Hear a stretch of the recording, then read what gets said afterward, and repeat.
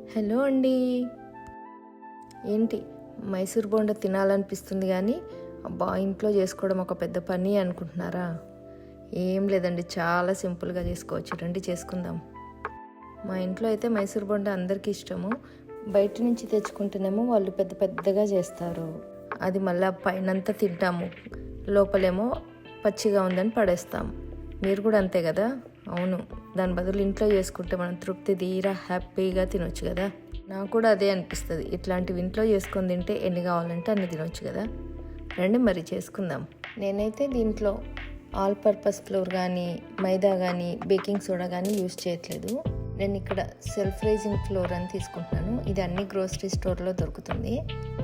దీంట్లో కలపడానికి మనము పచ్చిమిర్చి, అల్లము, మిరియాల పొడి, ఇంగువ, ఉప్పు వేసి కచ్చపక్కగా మిక్సీ వేసి పెట్టుకుందాము.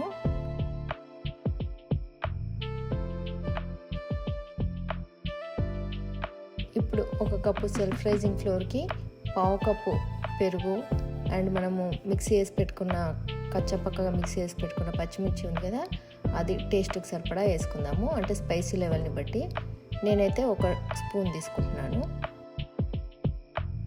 ఇప్పుడు సెల్ఫ్ రైజింగ్ ఫ్లోర్లో ఈ పెరుగు, ఈ పచ్చిమిర్చి పేస్ట్ అన్నీ వేసి కలుపుదాము ఉండలు లేకుండా.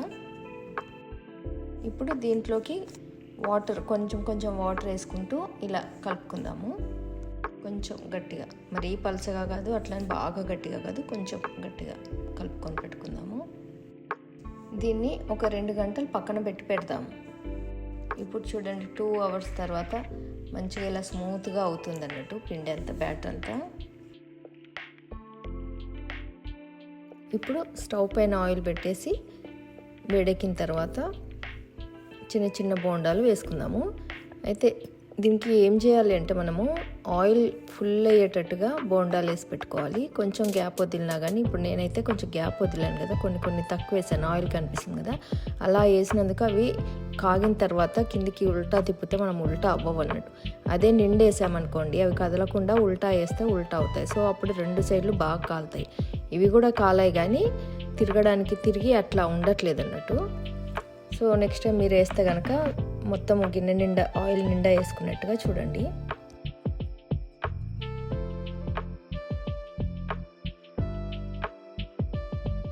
ఇది ఉట్టి బోండానే తినలేము కదా, దీనికి పచ్చడి కావాలి. మరి పచ్చడి కూడా చేసుకుందాం. స్టవ్ పైన ఒక ప్యాన్ పెట్టి జీలకర్ర, గార్లిక్, పచ్చిమిర్చి వేసి వేయించుదాము. అందులోనే పల్లీలు కూడా వేసి వేయించుదాం. నాకు ఆల్రెడీ పల్లీలు ఇవి వేయించి సాల్టెడ్ పల్లీలు అన్నట్టు ఇవి. సో నేను ఇవి వేస్తున్నాను. మీరైతే పల్లీలు వేయించుకొని పొట్టు తీసుకోండి. నేనైతే జనరల్గా పొట్టుతోటి వేసేస్తాను పల్లీలు కూడా. ఇవి కొంచెం చల్లారిన తర్వాత వీటిని ఉప్పు అవసరం లేదు యాక్చువల్గా. నేనైతే సాల్టెడ్ పీనట్స్ వేసాను కాబట్టి ఉప్పు వేయట్లేదు. మీరైతే ఉప్పు వేసుకోండి. కొంచెం వాటర్ వేసి మిక్సీ వేద్దాం.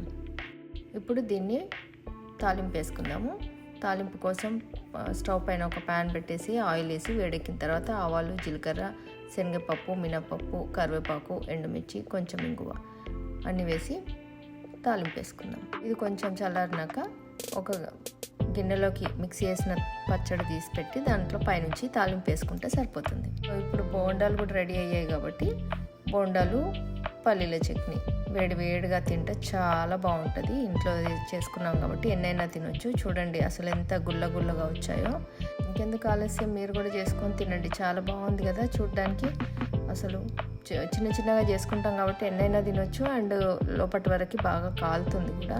మేమైతే ఈవినింగ్ స్నాక్ ఎంజాయ్ చేస్తున్నాము. మీరు కూడా చేసుకొని తిని ఎంజాయ్ చేసి నాకు ఎలా ఉందో కామెంట్ చేయండి.